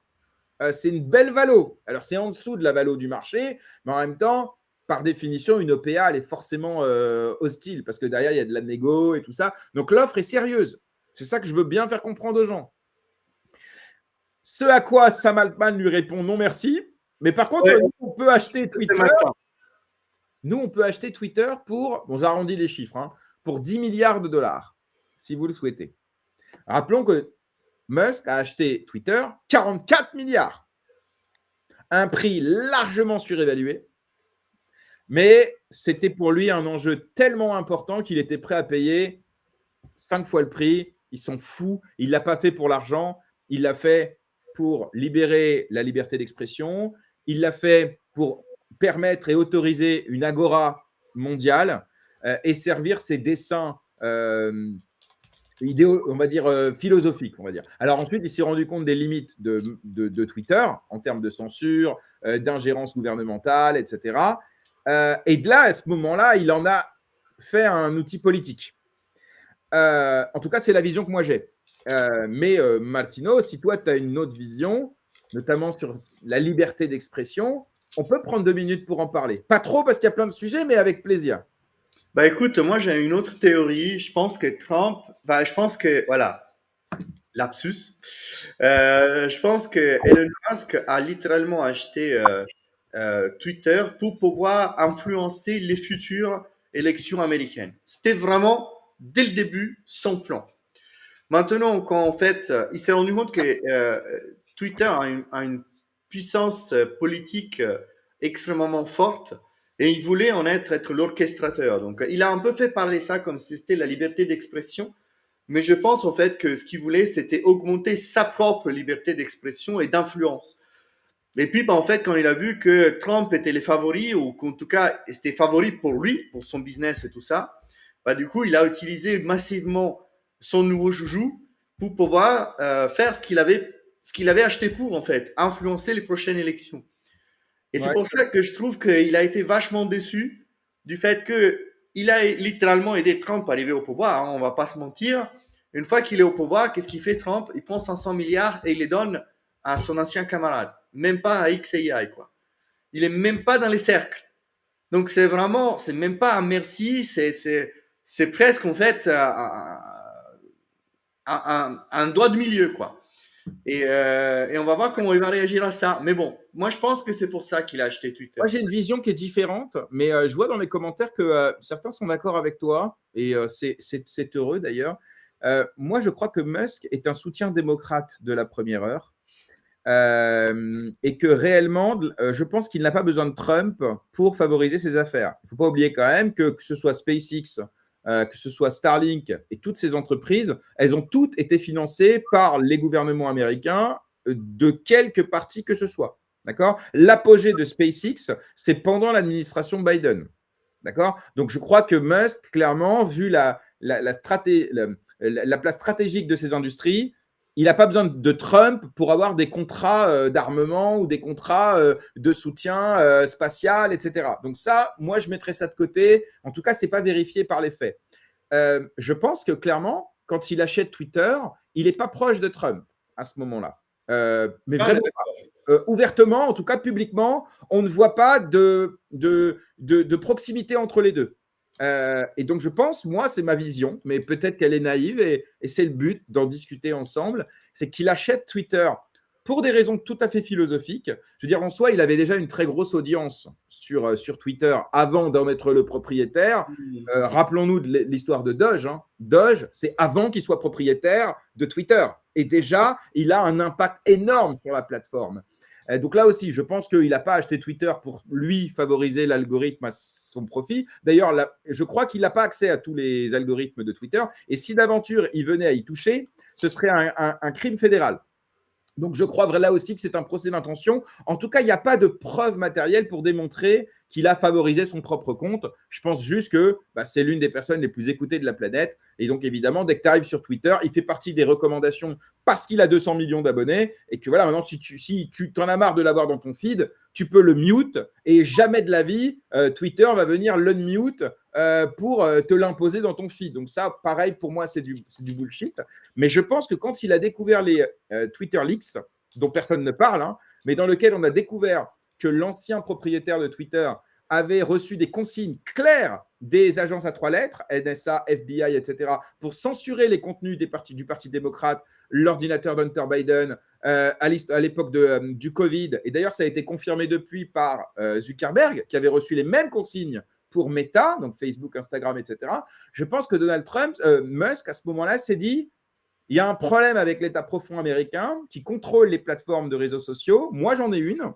Eh bien, je vais faire en sorte de m'extraire de cette obédience et de la rendre réellement libre. Et libre, ça veut dire quoi? Ça veut dire qu'ils n'ont pas censuré les propos et les discours de gauche, démocrate, d'extrême gauche, etc.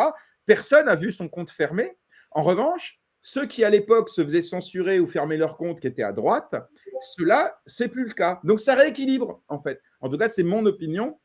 Mais on revient sur Sam Altman et Twitter, puisque c'est l'enjeu. Donc, il propose 10 milliards pour payer Twitter, ce à quoi Elon Musk lui répond « escroc », et il reprend un truc qu'il fait tout le temps et qui dit « scam Altman ». Alors moi, j'aimerais aujourd'hui qu'on profite de ça pour, peut-être ceux qui nous écoutent ne sont pas au courant, de l'origine des démêlés entre Musk et Sam Altman. Parce qu'aujourd'hui, c'est les frères ennemis de l'intelligence artificielle, entre guillemets. Mais la vérité, c'est qu'au départ, en 2015, il faut savoir que Musk est l'un des cofondateurs de OpenAI. Le nom OpenAI, ça veut dire quoi? Ça veut dire open source, et AI, intelligence artificielle. En 2015, Elon Musk investit $1 milliard aux côtés de Sam Altman. C'est lui le principal financier au début, Musk, dans le but de créer une organisation, retenez bien, une organisation à but non lucratif et open source, donc pas de profit. Et open source, ça veut dire que tu peux voir tous les codes, les limites, les trucs. Martino pourra en parler mieux que moi, c'est important. Et qui vise à développer une intelligence artificielle qui est bénéfique pour l'humanité tout en minimisant les risques. Les risques, on va en parler parce que Musk, quand même, en 2019, à ce moment-là, décide d'émettre des doutes et des craintes sur l'intelligence artificielle, et notamment lorsque OpenAI décide de modifier son statut pour devenir une entreprise à but lucratif. Donc, ça devient une entreprise qui doit faire des profits, qui doit répondre aux exigences de retour sur investissement des actionnaires, etc. Et le tout en levant l'open source. C'est-à-dire que désormais, OpenAI, aujourd'hui, il n'est pas open source. Tu ne peux pas savoir comment il a été entraîné, quelles sont les limites qui lui ont été fixées, quels sont les biais idéologiques, etc., etc. Donc, les deux fondamentaux pour lesquels Musk avait investi ont été retirés. Et ce changement a été motivé, selon Sam Altman, en disant si on voulait lever des fonds pour financer le développement de l'entreprise, on n'avait pas le choix de rendre l'entreprise commerciale et de lever l'open source. Parce qu'évidemment, si c'est open source, ça veut dire aussi que n'importe quel concurrent peut venir copier ton code et faire un OpenAI bis, tu vois. Donc, d'un point de vue commercial, on peut comprendre. Mais Musk, lui, ce n'était pas son idée. Lui, son idée, c'est faire une intelligence artificielle, on reprend ces termes, bénéfique pour le monde entier. Il l'a redit encore hier. Lui, ce qu'il veut, c'est le bien de l'humanité. Alors, ok, on ne croit pas, tu vois, mais en tout cas, c'est son leitmotiv publiquement. Et donc, ce changement a créé une trahison du point de vue de Musk, et il le dit encore récemment, il dit « Moi, j'ai été trahi et je ne fais pas confiance à Sam Altman et je ne lui mettrai pas entre les mains la plus grosse intelligence artificielle du monde. C'est pas possible. » En 2018, Elon Musk quitte le conseil d'administration, notamment dû à cette divergence, et aussi à cause de la gestion des risques liés à l'IA. Parce que lui, il a peur de ça. À ce moment-là, il écrit des manifestes, il se prononce et il explique effectivement que l'IA, faire attention parce qu'à un moment donné, ça peut se retourner contre nous. Et depuis, Musk continuellement critique OpenAI, mais notamment par rapport aux risques et par rapport à la réglementation qui est peut-être un peu insuffisante. Musk a investi dans des concurrents, il faut savoir ça aussi. Et il continue de promouvoir une approche prudente de l'intelligence artificielle. Voilà. Donc ça, c'est un peu pour comprendre les démêlés et l'origine de la mésentente entre les deux. Au début, c'est des copains, et finalement, Musk, ils se sont trahis. Et depuis, évidemment, il FUD en fait. Voilà, comme on dit dans la crypto, il FUD OpenAI. Est-ce que tu as la même lecture ou est-ce que tu as des éléments peut-être que j'aurais omis Vraiment, n'hésite pas, Martino. Ok, bah effectivement, quelques petits éléments que je souhaiterais apporter davantage. Je suis globalement d'accord avec les résumés que tu as fait. La chose la plus difficile à expliquer, par contre, de la différence de point de vue entre Musk et Altman, euh, si bien que OpenAI a été mené, comme tu le dis, les différends ne viennent pas en fait de ces deux-là. Parce que l'idée de transformer OpenAI en une entreprise qui soit du coup rentable et du coup de changer l'essence des open en sens de disponible et pour tout le monde au lieu de open source au sens propre du terme, nous la devons à Ilya Sutskever et pas à Sam Altman. Donc, c'est Ilya Sutskever qui, en 2016, à l'occasion de la sortie et de l'expérimentation première sur GPT-3, commence à suggérer l'idée qu'il faudrait changer la signification publique de la partie open dans les noms OpenAI, dans le sens open, c'est-à-dire disponible pour tout le monde, c'est-à-dire plus au sens de open source. Et il commence à créer la narrative que GPT-3, c'est trop puissant pour le rendre disponible à tout le monde, c'est trop dangereux. Ils ont commencé là. Et Sam Altman, avec son position, on va dire, de presque envie de dire face publique, l'a adopté.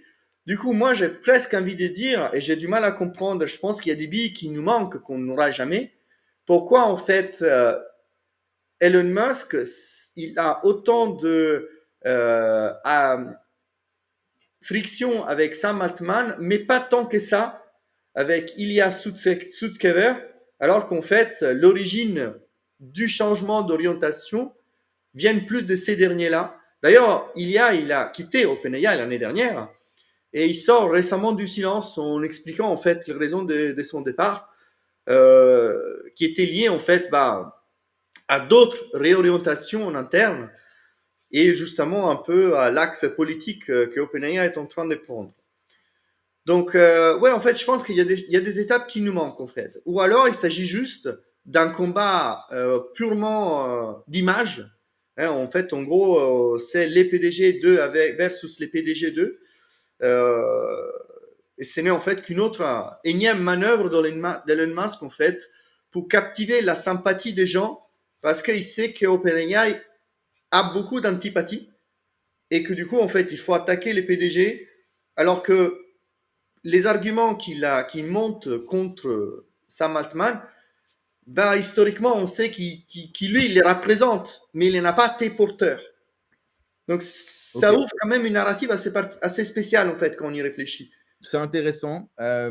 Effectivement, de toute façon, je pense qu'on ne saura jamais vraiment toutes les coulisses. C'est ça, on ne saura jamais vraiment. On peut que Mais- faire une conjecture, en fait. J'en apporte une, si tu veux, Jérémy, Non, là. mais Mais merci parce que tu vois, moi, je me base essentiellement sur les données que je trouve et c'est bien d'avoir d'autres parce qu'on n'a pas les sources. Et puis, toi, tu es dans l'IA depuis des années. Moi, je suis encore frais et donc j'ai peut-être pas le recul que tu as et j'ai l'humilité de le reconnaître. Mais merci en tout cas, Martino, pour peut-être cet éclairage qui nuance peut-être un petit peu la chose.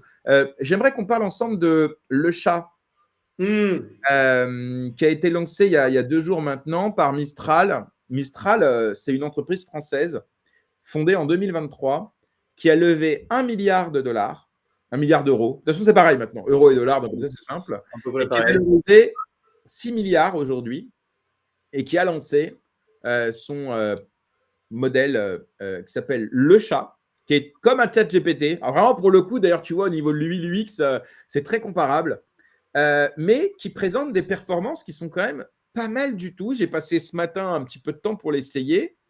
Il serait jusqu'à 13 fois plus rapide que ChatGPT, avec plus de 1000 mots à la seconde. Moi, je vous dis la vérité, j'étais bluffé. 100% open source. Donc ça plaira évidemment aux tenants de la transparence, Comme etc. moi. C'est important. J'ai testé aussi l'édition d'images. Franchement, c'est pas mal du tout et c'est beaucoup plus rapide que ChatGPT. Donc vraiment, j'étais bluffé. Et surtout, la version gratuite, en fait, elle est chambée. Elle suffit, je pense, à l'immense majorité des gens. Mais il y a quand même une version pro dont personne parle, mais il faut le dire. Il y a une version pro à 15 euros par mois, alors que c'est 20 euros sur ChatGPT. Donc déjà, c'est pas mal. Et là, effectivement, tu as accès en illimité à l'outil. Tu peux faire autant de messages par jour que tu veux.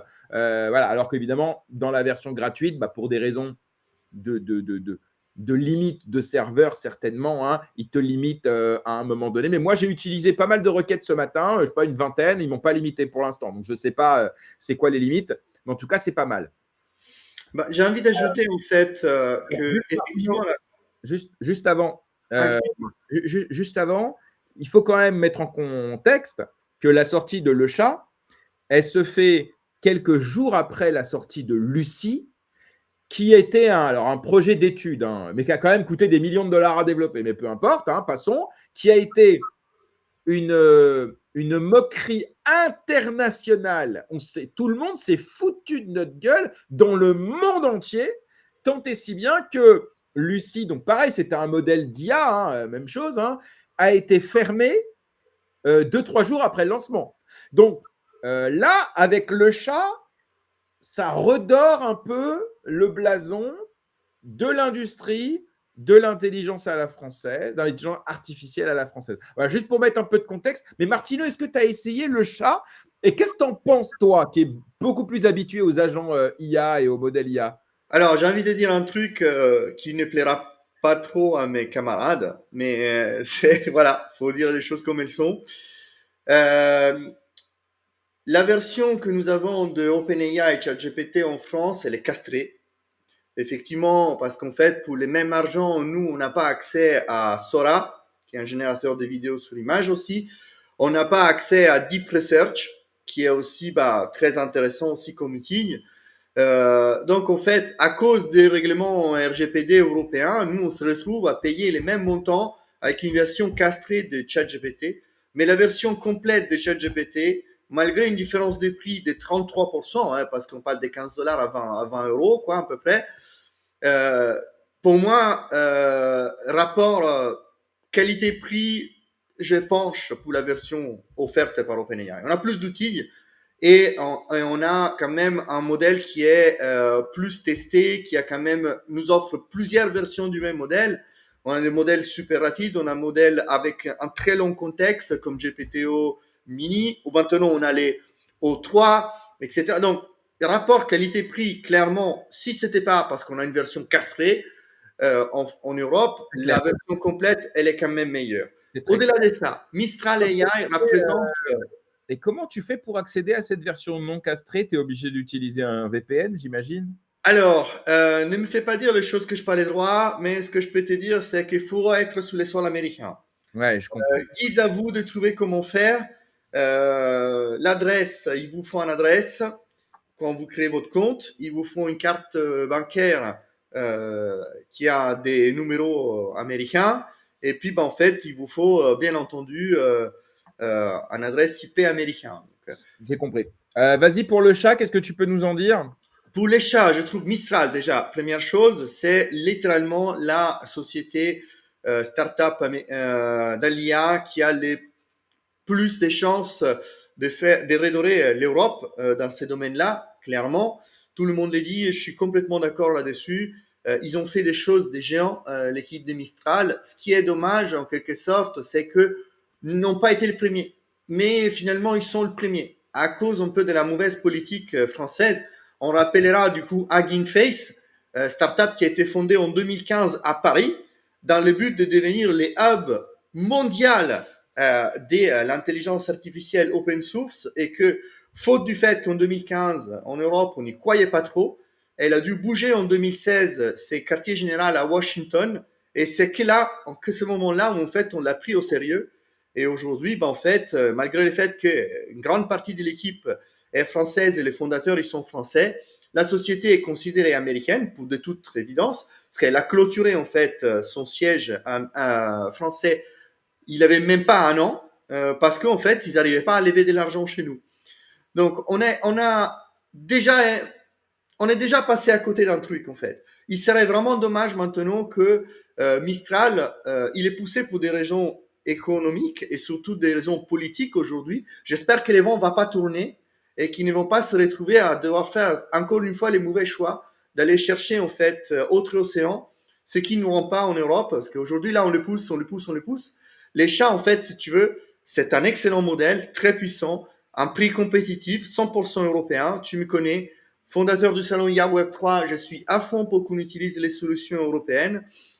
Euh, J'espère que les gens vont adhérer en masse, parce que si politiquement, à un moment donné, on va pas voir l'intérêt, les risques, c'est que on cède en fait la suprématie totale et qu'on fasse deux fois les mêmes erreurs. Voilà ce que j'ai envie de dire. Ok, non, je suis d'accord avec toi. Et tu sais quoi, moi, j'ai annulé mon abonnement de ChatGPT là, ce matin, et je vais utiliser Mistral. Je vais le chat. Je vais essayer. Et alors, c'est pas facile hein, de changer ses habitudes. Tu sais, quand tu es habitué à un agent, tu as toutes tes requêtes que tu avais l'habitude avec l'ancien modèle. Mais en vrai, là, j'ai vu honnêtement des résultats qui étaient vraiment pas mauvais. Donc, moi, je vais l'essayer. Et puis, je vous dirai. Mais je ne l'aurais pas fait pour rien, tu vois. Mais pour le coup, là, je sais pas, j'ai vu un vrai truc. Donc, on verra. Dernier élément, j'aimerais qu'on fasse un petit focus sur ce plan de 109 milliards d'euros que Macron a promis pour l'intelligence artificielle en France. Donc, c'est une annonce d'ampleur hein, qui sort un peu on ne l'attendait pas. Mais en même temps, il se fait en marge du salon pour l'IA qui va se tenir en France bientôt. Donc, 109 milliards d'euros d'investissement. Mais déjà, il faut comprendre un truc. Ça nous a été présenté comme la France va investir 109 milliards. On ne sait pas tout à fait ça. La réalité, c'est que la participation publique de la France est assez faible. La BPI, qui sera l'organisme qui va investir, engage 10 milliards sur les 109 milliards. Le reste, ce sera un fonds canadien, Brookfield, avec 20 milliards d'euros, un fonds souverain des Émirats arabes unis qui va investir 50 milliards, notamment dans le cadre d'un gros data center, on y reviendra, et puis d'investissements d'acteurs américains aussi, Amazon, Apollo, Digital Realty, Fluidstack. Donc bon, en gros, l'intelligence artificielle à la française sera financée par des étrangers. Ça, c'est malheureux, mais il faut le savoir en tout cas. Cet investissement va être tourné vers les infrastructures et les data centers, notamment pour développer ce data center de 1 gigawatt de Mistral AI à Saclay, financé par HPC Capital. On aura aussi un campus IA financé par les Émirats arabes unis, le plus grand d'Europe, vraisemblablement. Et puis, on aura aussi des infrastructures, des supercalculateurs. Voilà, c'est comme ça. Alors, il y a quand même des entreprises françaises hein, qui sont autour de la table, notamment Xavier Niel, qui, il faut savoir, est un des principaux financeurs de Mistral. Donc, Xavier Niel, dans l'IA, ce n'est pas nouveau. On aura aussi Thales, Total, Orange. On aura évidemment Mistral AI lui-même, effectivement, qui va participer à cela. Bon, il y a des enjeux de souveraineté, il y a des enjeux de concurrence, mais je pense que c'est quand même quelque chose d'intéressant. Moi, ce qui m'intéresse quand même, c'est, et après je te laisserai donner ton avis là-dessus, c'est le fait que ce plan, normalement, nous, on nous a vendu l'Europe de la défense, ça n'existe pas. On nous a vendu l'Europe de l'industrie, ça n'existe pas. On nous a vendu l'Europe de la régulation, en fait, ou de la fiscalité, ou tout ça. En fait, on se rend compte que ce n'est pas tout à fait ça. Et en fait, on nous a vendu l'Europe de l'intelligence artificielle pour faire bloc face aux géants mondiaux. Mais là, tu vois, ce plan, il est très peu européen. Il est très français, voire américain, voire Émirats arabes unis. Mais moi, j'attendais à ce que l'Europe, tu vois, mette en commun leurs ressources et font un Airbus de l'IA, tu vois, par exemple. Et en fait, ça, j'avoue, ça en dit long sur les intérêts de chacun des pays, qui ne sont pas forcément les mêmes. Voilà, moi, ça, c'est mon analyse géopolitique. Qu'est-ce que tu en penses, toi, Martino?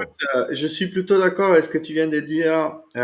C'est une annonce assez bold qui a été faite de la part de. Donc, bold, audacieuse. Hein. Oui, audacieuse, ouais, excuse-moi, les franglais. Les Français, c'est ma quatrième langue. Donc, Vas-y, parfois, vas-y, on a compris, t'inquiète pas. Il nous reste 2 minutes. Elles sont pour toi, Martino. Vas-y. voilà, bah du coup, en fait, je trouve que c'est une annonce qui a été faite pour faire plus du bruit. Derrière, en fait, effectivement, il y a l'appui beaucoup de l'extérieur. En soi, ça ne me dérange pas. On est quand même dans le monde de la mondialisation. Tant qu'en fait, c'est les entreprises françaises qui en bénéficient, pourquoi pas? C'est pas gênant le fait que ça vienne d'autres territoires. La question, c'est est-ce que c'est vraiment les entreprises françaises qui vont en bénéficier, quoi? Ça, on va le voir. Quand on voit la liste des personnes qui ont été invitées au summit de l'IA organisé à l'Elysée, on peut se questionner. Parce qu'il n'y a pas tant de Français que ça. Quand. Bah, après, en soi, alors Musk a dit qu'il ne pourrait pas venir, mais attention, parce que ça a été tronqué, comme souvent. Et là, ils disent ouais, Musk, il ne veut pas venir. Non, mais c'est pas ça. C'est que là, en ce moment, il est en train de gérer un truc un peu important aux États-Unis, à Washington, puisqu'il est en train de couper dans toutes les dépenses folles de l'administration américaine. Mais il a dit je pourrais quand même intervenir en visioconférence. Donc, il n'a pas dit non, je ne viendrai pas, etc. Il faut être clair. Après, dans ce que tu dis, Martino, sur peut-être l'absence ou la faible présence des acteurs français, bah, tu sais, on pourrait parler de la crypto, mon ref. Hein. Quand tu regardes la PBW, il n'y a pas beaucoup d'acteurs français. Hein. C'est pas faux. Et en soi, est-ce qu'on se grandirait de ne pas faire venir des géants américains ou des géants mondiaux dans une conférence sur l'IA, je pense que ce serait dommage. Donc, voilà, non, ça m'embêterait s'il n'y avait pas les acteurs français, mais qui on invite aussi les acteurs étrangers, c'est pas déconnant dans un monde ouvert comme le Ah nôtre. non, non, attention, c'est complètement bien. Ça, la question, Mais tu as raison. ce que je veux dire, Faut c'est, je que pense, les fonds soient peut-être en priorité accordés à de l'investissement d'entreprises françaises. Oui, oui, ça c'est sûr. Ouais. c'est ça. Martino, merci beaucoup. C'était trop bien. En plus, je suis content parce qu'en dépit, il y a juste un sujet qu'on n'a pas eu le temps de faire, mais c'est pas grave. On le fera la prochaine fois. Mais en tout cas, on a eu le temps de tout faire. J'espère avec nuance et avec qualité. En tout cas, c'est vous qui nous direz dans les commentaires. En tout cas, merci Martino. En plus, je t'ai prévenu hier. Hein.